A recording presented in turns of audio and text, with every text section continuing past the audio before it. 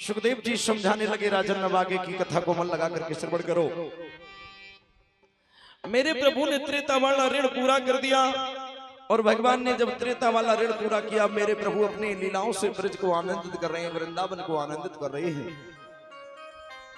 सुखदेव जी समझाने लगे राजन, इधर ये भोजराज कंस आज भी चिंता में पड़ा हुआ है, आंखों से अश्रुधारा बहती है और भोजराज कंस चिंता में पड़ा है। फूट फूट करके भोजराज कंस बिगड़ने लगा। मेरे मारने वाले का जन्म तो ब्रज में हो चुका है, मेरा मारने वाला ब्रज में पैदा हो चुका है। इधर देखा समस्त ब्रजवासी भगवान से बोले, कन्हैया हमने अंबिका वन में महादेव की बहुत दिनों से पूजा नहीं करी है, हमारा मन करता है कि अंबिका वन में जाया करके महादेव की पूजा करें। सबने गाड़ी छकड़ाओं में माल को रखा है और अंबिका वन के लिए गए हैं और अंबिका वन में जाकर के भगवान की पूजा करी। अंबिका वन के लिए गए हैं, वहां पर एक सुदर्शन नाम का दैत्य रहता है जो अजगर का भेष बनाए हुआ है, सांप बस अजगर बना हुआ है। पूजा करी, पूजा करते हुए विलंब हो गया और जब पूजा करते हुए विलंब हुआ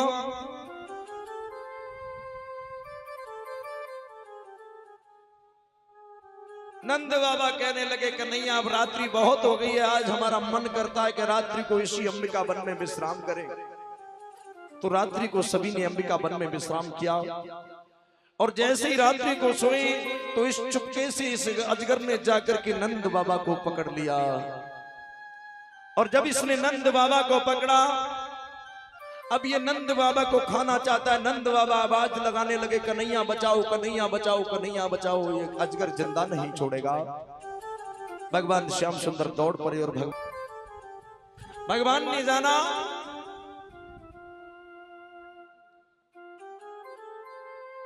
ये सांप बस अजगर बना हुआ है और ये उद्धार करने के लिए अंबिका वन में रहता है। भगवान मेरे प्रभु आगे बढ़े और अपने पैर को जैसे अजगर से स्पर्श किया, ये असली स्वरूप में आ गया। प्रभु मैं सांप बस अजगर बना हुआ था, आज आपने मेरा उद्धार कर दिया।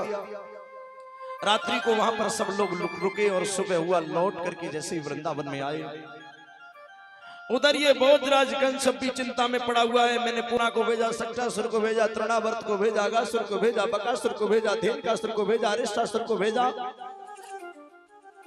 किसी भी राक्षस ने ये समाचार ला करके नहीं दिया कि मेरा काल मर गया, ये मेरा काल जिंदा है। किसी भी राक्षस ने ये नहीं बताया।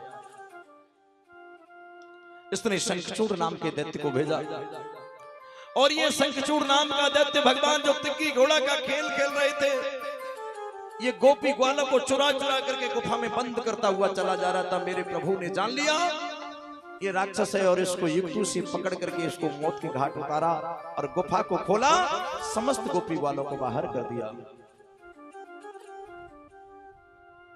और ये भंडारे के लिए दान आया है 501।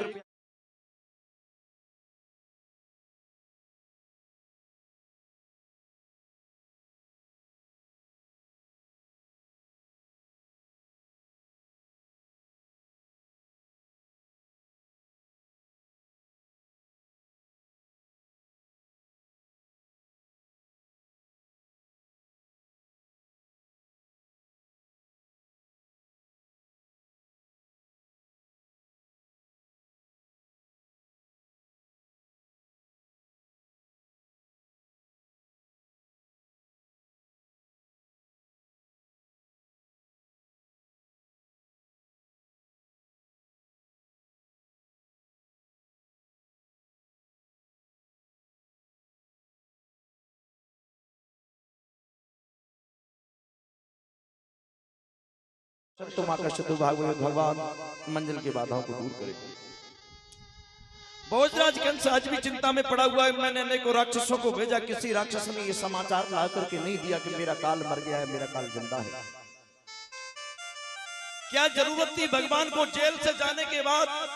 मेरे प्रभु चाहते तो अपनी भ्रकुटी को टेढ़ा करते ये सारा संसार प्रलयकालीन समुद्र में डूब जाता। भगवान को गोकुल जाने की क्या आवश्यकता थी?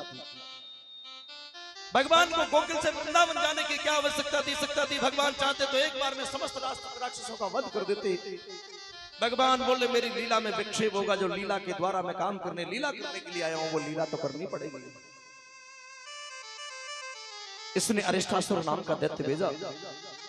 अब बैल का वेश बना करके आया, रमाने लगा, पैरों से पृथ्वी को कंपित कर रहा है।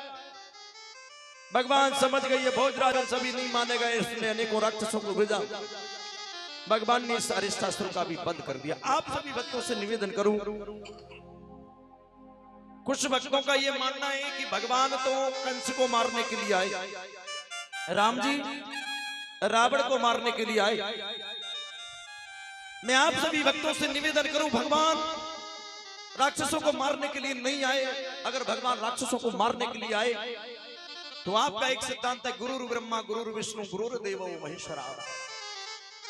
सबसे पहले गुरु जी की पूजा इसलिए की जाती है कि गुरु जी ने भगवान से मिलाया, इसलिए गुरु जी की पूजा की जाती है। और राक्षसों को मारने के लिए मेरे प्रभु इस धराधाम पर आए तो सबसे पहले पूजा तो राक्षसों की होनी चाहिए, जिसने भगवान को बुला करके तुम्हें मिलवा दिया। नहीं, भगवान राक्षसों को मारने के लिए नहीं आए। विप्रदेन सुर संत लीन मनुज अवतार धर्म संस्थापनार्थाय संभवामि युगे युगे। हर युग में धर्म की स्थापना करने के लिए भगवान किसी न किसी रूप में अवतरित हो जाते हैं, अवतार लेकर के मेरे प्रभु आते हैं। किसी न किसी रूप में भगवान अवतार लेकर के आते हैं। अगर आप लोग धर्म की रक्षा करोगे तो निश्चित ही ये गारंटी है कि धर्म आपकी रक्षा करेगा। आप जा रहे हैं कहीं और एक्सीडेंट हो जाए और भयानक एक्सीडेंट में भी आप बच गए तो किसने बचाया? किसने बचाया? आपके साथ में जो कवच बन करके खड़ा हुआ है वो धर्म खड़ा हुआ है। सज्जनों, धर्म के प्रताप से आप एक्सीडेंट से बच गए। धर्म कम करेंगे। देखा छोटा सा एक्सीडेंट हुआ, उसमें हम दुनिया से चले गए। अगर हम लोग धर्म की रक्षा करेंगे तो निश्चित ही धर्म हमारी रक्षा करेगा। जुआ खेलना, शराब पीना, बीड़ी गुटखा खाना, ये कोई हमारा और आपका धर्म नहीं है प्यारे। अरे माँ ने जब जन्म दिया था, लोग ये कहते हैं, बुजुर्ग लोग कहते हैं कि जन्म देने से पहले प्रभु खाने के लिए भेजता है, तो माँ के आंचल में बीड़ी गुटखा तंबाकू तो नहीं भरा। क्या कहा कि जन्म देने से पहले प्रभु खाने के लिए भेजता है। हमें ऐसे प्रभु का चिंतन अवश्य करना चाहिए।